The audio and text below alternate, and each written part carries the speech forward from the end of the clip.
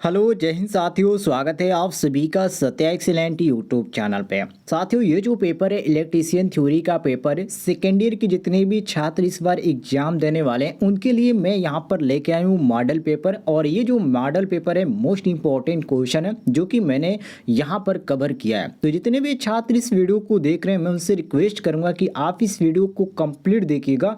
और कोई भी आपको समझ में नहीं आती है जानकारी तो आप कमेंट बॉक्स में पूछ लीजिएगा, आपको जानकारी मिल जाएगी। तो चलिए क्वेश्चन स्टार्ट करते हैं क्वेश्चन नंबर 1 से, जिसमें पूछा जा रहा है कि स्क्वायरल केज इंडक्शन मोटर की तुलना में स्लिप रिंग मोटर को कहाँ वरीयता दी जाती है, मतलब किस प्रकार इसकी वरीयता दी जाती है। तो देखिए, जहां पर शुरुआत में उच्च टार्क की जरूरत पड़ती है वहां पर स्लिप रिंग मोटर को वरीयता दी जाती है। तो साथियों यहां पर सही हो जाता है ऑप्शन नंबर ए, बिल्कुल करेक्ट आंसर मिला लीजिएगा। ये ऑप्शन यहाँ पर क्वेश्चन के अनुसार हमारा करेक्ट आंसर हो जाएगा। आगे बढ़ते हैं साथियों क्वेश्चन नंबर 2 पे, जिसमें पूछा जा रहा है कि किसी इंडक्शन मोटर में टार्क क्यू है स्लिप के प्रत्यक्ष समानुपाती। ए ऑप्शन, बी ऑप्शन दिया गया स्लिप के विपरीत अनुपात, सी ऑप्शन दिया गया स्लिप के वर्ग के समानुपाती, डी ऑप्शन है उपयुक्त में से कोई नहीं। तो साथियों यहाँ पर सही हो जाता है ऑप्शन नंबर ए, स्लिप के प्रत्यक्ष समानुपाती। तो ऑप्शन नंबर ए हमारा क्वेश्चन के अनुसार बिल्कुल करेक्ट आंसर हो जाता है। आगे बढ़ते हैं हम क्वेश्चन नंबर 3 पे, जिसमें पूछा जा रहा है साथियों किसी इंडक्शन मोटर का फ्रेम निम्न में से किसका बना होता है। ए ऑप्शन सिलिकॉन स्टील का, बी ऑप्शन कास्ट आयरन का, सी ऑप्शन एल्युमिनियम का और डी ऑप्शन दिया गया कांसा का। साथियों ये जो बना होता है किस चीज़ का बना होता है, ये बना होता है कास्ट आयरन का, अर्थात इंडक्शन मोटर का जो फ्रेम बनाया जाता है वो कास्ट आयरन से बनाया जाता है, ध्यान रखिएगा। बी ऑप्शन हमारा क्वेश्चन के अनुसार करेक्ट आंसर हो जाता है। आगे बढ़ते हैं साथियों क्वेश्चन नंबर 4 पे, जिसमें क्वेश्चन नंबर 4 में पूछा जा रहा है 5 एम्पियर 3 फेज और 50 वाट इंडक्शन मोटर के 4% स्लिप है, रोटर की ईएमएफ फ्रीक्वेंसी होगी। यहाँ पर जो मान पूछ रहा है किस चीज़ का पूछ रहा है, ईएमएफ का पूछ रहा है। जो ईएमएफ होता है साथियों इलेक्ट्रोमोटिव जो फोर्स होता है उसका मान पूछा जा रहा है। तो इसका मान साथियों आप निकाल लेंगे। सबसे पहले यहाँ पर आपको सूत्र की जरूरत पड़ेगी जो कि NS बराबर 120 F/P से निकालेगा। यदि नहीं आता है तो कमेंट में पूछ लीजिएगा। इसका जो सही आंसर निकल के आएगा ऑप्शन नंबर सी निकल के आएगा। तो सी ऑप्शन हमारा क्वेश्चन के अनुसार करेक्ट आंसर हो जाता है। आगे बढ़ते हैं क्वेश्चन नंबर 5 पे, इसमें पूछा जा रहा है साथियों NS साइक्रोनस स्पीड है और S स्लिप है तो इंडक्शन मोटर की वास्तविक रनिंग स्पीड होगी। साथियों ये एक सूत्र है जिसमें पूछा जा रहा है कि NS साइक्रोनस स्पीड है और S स्लिप है तो इंडक्शन मोटर की वास्तविक रनिंग स्पीड होगी। तो साथियों इसमें जो सूत्र का उपयोग किया जाता है वो आपका हो जाता है 1 - S NS, ये आपका हो जाता है। अब इसमें जो हमारा सही मैच कर रहा है ऑप्शन नंबर सी मैच कर रहा है, तो हम क्वेश्चन के अनुसार ऑप्शन नंबर सी बिल्कुल करेक्ट आंसर मारेंगे। सभी लोग मिला लीजिएगा जितने भी छात्र इस वीडियो को देख रहे हैं। आगे बढ़ते हैं क्वेश्चन नंबर 6 पे, इसमें क्वेश्चन नंबर 6 में पूछा जा रहा है साथियों कि 3 फेज वाले इंडक्शन मोटर में क्या होता है, मोटर के चलने के दौरान के पावर फैक्टर की तुलना में शुरुआत के समय का पावर फैक्टर उच्च होता है। बी ऑप्शन दिया गया मोटर के चलने के दौरान के पावर फैक्टर की तुलना में शुरुआत के समय का पावर फैक्टर कम होता है। सी ऑप्शन दिया गया मोटर के चलने के दौरान के पावर फैक्टर और शुरुआत का पावर फैक्टर समान होता है और डी ऑप्शन दिया गया उपयुक्त में से कोई नहीं। तो साथियों यहाँ पर सही हो जाता है आपका ऑप्शन नंबर बी, जो कि बोला जाता है कि मोटर के चलने के दौरान के पावर फैक्टर की तुलना में शुरुआत के समय का पावर फैक्टर कम होता है। तो क्वेश्चन के अनुसार हमारा बी ऑप्शन करेक्ट आंसर हो जाता है। सभी लोग मिला लीजिएगा। आगे बढ़ते हैं क्वेश्चन नंबर 7 पे, इसमें क्वेश्चन नंबर 7 में पूछा जा रहा है साथियों कि इंडक्शन मोटर के टार्क स्लिप की आकृति होती है, परवलय होती है या अति परवलय होती है या आयताकार परवलय होती है या सीधा लाइन होता है। तो साथियों ये जो होता है बिल्कुल आयताकार परवलय होती है। तो यहाँ पर क्वेश्चन के अनुसार हमारा सी ऑप्शन बिल्कुल करेक्ट आंसर हो जाता है। सभी लोग मिला लीजिएगा। आगे बढ़ते हैं हम क्वेश्चन नंबर 8 पे। क्वेश्चन नंबर 8 में पूछा जा रहा है साथियों इंडक्शन मोटर में परसेंटेज स्लिप का रेंज होती है 100% होती है या 0% होती है या 5% होती है या 40% होती है। तो साथियों यहाँ पर सही हो जाता है ऑप्शन नंबर सी, जो कि 5% होती है। कितना होता है साथियों? 5%। तो बी ऑप्शन क्वेश्चन का सी ऑप्शन क्वेश्चन के अनुसार हमारा बिल्कुल करेक्ट आंसर हो जाता है। मिला लीजिएगा सभी लोग। आगे बढ़ते हैं क्वेश्चन नंबर 9 पे, जिसमें पूछा जा रहा है साथियों, हिस्टेरेसिस मोटर निम्न में किस सिद्धांत पर काम करता है? हिस्टेरेसिस लॉस पर, या रोटर के मैग्नेटाइजेशन पर, या एडी करंट लॉस पर, या इलेक्ट्रोमैग्नेटिक इंडक्शन पर।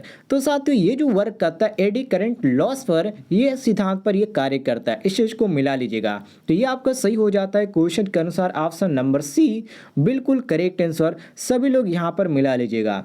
आगे बढ़ते हैं क्वेश्चन नंबर 10 पे, जिसमें पूछा जा रहा है साथियों, स्टेपर मोटर है, डीसी मोटर है, या सिंगल फेज एसी मोटर है, या मल्टी फेज मोटर है, या 2 फेज वाला मोटर है। तो साथियों ये जो मोटर होता है 2 फेज वाला मोटर होता है, स्टेपर मोटर। मिला लीजिएगा सभी लोग। तो यहाँ पर सही हो जाता है क्वेश्चन के अनुसार ऑप्शन नंबर डी बिल्कुल करेक्ट आंसर। सभी लोग यहाँ पर मिला लीजिएगा क्वेश्चन नंबर 10 को। आगे बढ़ते हैं हम क्वेश्चन नंबर 11 पे। क्वेश्चन नंबर 11 में पूछा जा रहा है साथियों, कैपेसिटर से स्टार्ट होने वाले एकल फेज इंडक्शन मोटर का पावर फैक्टर होगा, यूनिटी होगा ए ऑप्शन, बी ऑप्शन देंगे 0.8 लीडिंग होगा, सी ऑप्शन देंगे 0.6 लीडिंग होगा, और डी ऑप्शन देंगे 0.6 लैगिंग होगा। तो साथियों यहाँ पर सही हो जाता है आपका ऑप्शन नंबर डी, जो कि 0.6 लैगिंग होता है। तो डी ऑप्शन क्वेश्चन के अनुसार हमारा करेक्ट आंसर हो जाता है। अगले क्वेश्चन की ओर आते हैं क्वेश्चन नंबर 12 पे। क्वेश्चन नंबर 12 में पूछा जा रहा है, कैपेसिटर से स्टार्ट होने वाले मोटर का स्टार्टिंग टॉर्क क्यू होगा, शून्य होगा, या निम्न होगा, या रेटेड टॉर्क क्यू की तरह होगा, या रेटेड टॉर्क क्यू से अधिक होगा। तो साथियों ये जो होता है ध्यान रखिएगा, रेटेड टॉर्क क्यू से अधिक होता है। तो क्वेश्चन के अनुसार हमारा डी ऑप्शन करेक्ट आंसर हो जाता है। सभी लोग मिला लीजिएगा। आगे बढ़ते हैं हम क्वेश्चन नंबर 13 पे, जिसमें साथियों क्वेश्चन नंबर 13 में पूछा जा रहा है, रिलेक्टेंस मोटर है, डबल एक्साइटेड वाला मोटर है, या बी ऑप्शन देंगे सिंगल एक्साइटेड वाला, सी ऑप्शन देंगे या तो ए या बी, या डी ऑप्शन देंगे उपयुक्त में से कोई नहीं। तो साथियों ये जो सही हो जाता है ऑप्शन के अनुसार बी ऑप्शन सही हो जाता है कि सिंगल एक्साइटेड वाला जो मोटर होता है वो रिलेक्टेंस मोटर होता है। तो हमारा बी ऑप्शन क्वेश्चन के अनुसार करेक्ट आंसर हो जाता है। मिला लीजिएगा सभी लोग। अगले क्वेश्चन की ओर आते हैं क्वेश्चन नंबर 14 पे, जिसमें पूछा जा रहा है साथियों, निम्न में से कौन मोटर हाई पावर फैक्टर संचालित होगा, इन्वर्सल मोटर, या कैपेसिटर स्टार्ट मोटर, या कैपेसिटर रन मोटर, या स्लिप फेज मोटर। तो साथियों यहाँ पर सही हो जाता है ऑप्शन नंबर सी, जिसको कैपेसिटर रन मोटर के नाम से जाना जाता है। तो हम क्वेश्चन के अनुसार यहाँ पर सी ऑप्शन करेक्ट आंसर मारेंगे। सभी लोग मिला लीजिएगा। आगे बढ़ते हैं हम क्वेश्चन नंबर 15 पे, जिसमें साथियों क्वेश्चन नंबर 15 में पूछा जा रहा है कि अगर कोई सिंगल फेज मोटर न स्टार्ट हो तो इसका संभावित कारण हो सकता है। मतलब इसका रीजन पूछ रहा है कि कोई भी आपके पास सिंगल फेज मोटर है न, यदि वो स्टार्ट हो, मतलब कि वो स्टार्ट नहीं होता है, तो इसका संभावित रीजन क्या हो सकता है, कारण इसका क्या हो सकता है। जिसमें ए ऑप्शन दिया गया कि सहायक वाइंडिंग में रिक्तता है, इसके कारण, बी ऑप्शन दिया गया कि मुख्य वाइंडिंग में रिक्तता है, इसके कारण, या डी ऑप्शन दिया गया फ्यूज उड़े हुए हैं, इसका कारण हो सकता है, या उपयुक्त में से कोई भी हो सकता है। तो साथियों इसमें आपका सही हो जाता है ऑप्शन नंबर डी, कि इसमें से कोई भी रीजन हो सकता है यदि सिंगल फेज मोटर न स्टार्ट होती है तो उस समय। तो ऑप्शन नंबर डी हमारा क्वेश्चन के अनुसार करेक्ट आंसर हो जाता है। आगे बढ़ते हैं हम क्वेश्चन नंबर 16 पे, जिसमें साथियों क्वेश्चन नंबर 16 में कुछ इस प्रकार का क्वेश्चन पूछा जा रहा है, वैक्यूम क्लीनर के लिए आप किस मोटर को चुनेंगे, इन्वर्सल मोटर को ए ऑप्शन दिया गया, बी ऑप्शन दिया गया रिपल्सन मोटर, और सी ऑप्शन दिया गया हिस्टेरेसिस मोटर, और डी ऑप्शन दिया गया रिलेक्टेंस मोटर। तो साथियों यहाँ पर सही हो जाता है ऑप्शन नंबर, यहाँ पर ए सही होगा, सी नहीं सही होगा, ए ऑप्शन सही होगा, यूनिवर्सल मोटर, क्योंकि वैक्यूम क्लीनर के लिए जिस मोटर का उपयोग किया जाता है उसको बोला जाता है यूनिवर्सल मोटर। तो ए ऑप्शन सही हो जाएगा। आगे बढ़ते हैं हम क्वेश्चन नंबर 17 पे, जिसमें पूछा जा रहा है साथियों कि जब दो अल्टरनेटर सही तारतम्य के साथ समानांतर संचालित हो रहे हों तो वो उसका तारतम्य सिंक्रोनाइजिंग जिसको बोला जाता है उसका पावर फैक्टर होगा। ए ऑप्शन देंगे ऋणात्मक, बी ऑप्शन देंगे अनंत, और सी ऑप्शन देंगे धनात्मक, और डी ऑप्शन देंगे शून्य। तो साथियों यहाँ पर सही हो जाता है आपका ऑप्शन नंबर बी, जो कि जिसको अनंत के नाम से जाना जाता है, इन्फिनिटिव के नाम से जाना जाता है। तो ऑप्शन नंबर बी सही हो जाता है। आगे बढ़ते हैं क्वेश्चन नंबर 18 पे, जिसमें पूछा जा रहा है साथियों, सामान्य तौर पर स्लिप रिंग निम्न में से किसके बने होते हैं। जो स्लिप रिंग बने होते हैं साथियों वो किस चीज़ के बने जाते हैं। तो ऑप्शन नंबर ए दिया गया तांबा का, बी ऑप्शन है कार्बन का, सी ऑप्शन है फास्फोरस ब्रॉन्ज का और डी ऑप्शन है एल्युमिनियम का। तो साथियों यहाँ पर सही हो जाता है ऑप्शन नंबर सी, जो कि जिसको फास्फोरस ब्रॉन्ज के नाम से जाना जाता है। तो सी ऑप्शन हमारा सही हो जाता है क्वेश्चन के अनुसार, बिल्कुल करेक्ट आंसर। आगे बढ़ते हैं क्वेश्चन नंबर 19 पे, इसमें पूछा जा रहा है साथियों, अल्टरनेटर बदलता है। अल्टरनेटर जो होता है किस चीज़ को किस में बदलता है, जैसे कि मैकेनिकल ऊर्जा को विद्युत ऊर्जा में बदलता है, या विद्युत ऊर्जा को मैकेनिक ऊर्जा में बदलता है, या एसी को डीसी में बदलता है, या डी ऑप्शन देंगे डीसी को एसी में बदलता है। तो इसमें आपका सही हो जाता है साथियों ऑप्शन नंबर ए कि मैकेनिक ऊर्जा को विद्युत ऊर्जा में परिवर्तित करता है अल्टरनेटर। तो ध्यान रखिएगा ये मोस्ट इंपॉर्टेंट क्वेश्चन है। तो ऑप्शन नंबर ए हमारा क्वेश्चन के अनुसार करेक्ट आंसर हो जाता है। आगे बढ़ते हैं क्वेश्चन नंबर 20 पे, इसमें पूछा जा रहा है साथियों क्वेश्चन नंबर 20 में कि अल्टरनेटिंग करंट का समीकरण I बराबर 42 यहाँ पर दिया गया 4 साइन 628t है, तो करंट का औसत मान क्या होगा। साथियों जब इसका औसत मान आप निकालेंगे तो इसका 27 एम्पियर आ जाएगा। यदि लगाना चाहते हैं तो आप लगा सकते हैं, अन्यथा आप कमेंट में पूछ लीजिएगा, मैं आपको बता दूंगा। क्वेश्चन नंबर 21 पे आइए, जिसमें पूछा जा रहा है साथियों, synchronous motor power factor improvement device की तरह प्रयोग की जाती है। जब मतलब किस स्थिति में ये प्रयोग की जाती है, लैगिंग पावर फैक्टर पर चले उस समय, या यूनिटी पावर फैक्टर पर चले उस समय, या लीडिंग पावर फैक्टर पर चले उस समय, या उपयुक्त में से कोई नहीं। तो साथियों यहाँ पर सही हो जाता है ऑप्शन नंबर डी, उपयुक्त में से कोई नहीं। क्वेश्चन के अनुसार हमारा डी ऑप्शन करेक्ट आंसर हो जाता है, सभी लोग मिला लीजिएगा। आगे बढ़ते हैं क्वेश्चन नंबर 22 पे, जिसमें साथियों क्वेश्चन नंबर 22 में पूछा जा रहा है, सिंक्रोनस मोटर में अधिकतम पावर विकसित होना निम्न में से किस पर निर्भर करता है।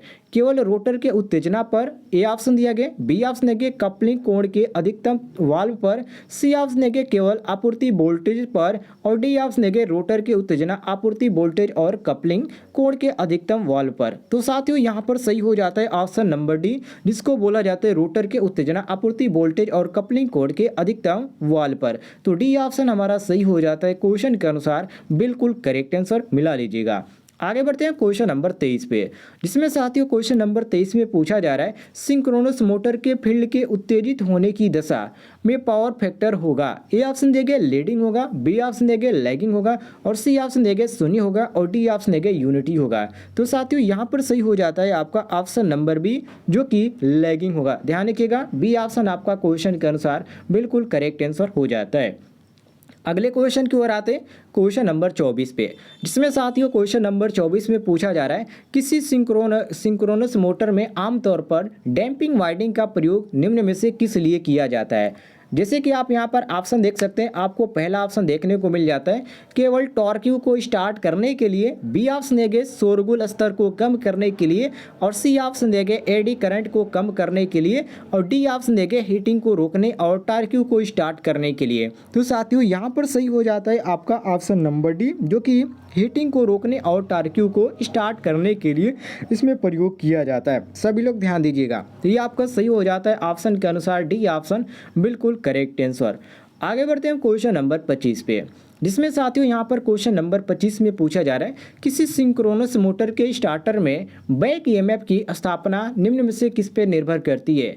केवल रोटर की गति पर, बी ऑप्शन देंगे केवल रोटर की उत्तेजना पर, और सी ऑप्शन देंगे रोटर की उत्तेजना और गति पर, और डी ऑप्शन देंगे कपलिंग कोण रोटर की गति और उत्तेजना पर। तो साथियों यहाँ पर सही हो जाता है आपका ऑप्शन नंबर ए, जो कि केवल रोटर की गति पर। ए ऑप्शन हम क्वेश्चन के अनुसार करेक्ट आंसर मारेंगे। उम्मीद है साथियों आपको जानकारी पसंद आई होगी। पसंद आई तो वीडियो पर लाइक कीजिएगा, चैनल पे नए होंगे तो चैनल को भी सब्सक्राइब कर दीजिएगा। और भी मैंने यहाँ पर क्वेश्चन कवर किया जो कि आपको नेक्स्ट वीडियो में बताऊंगा, तब तक आप हमारे चैनल को सब्सक्राइब जरूर कर लें। नीचे आपको एक रेड कलर का बटन दिख रहा होगा।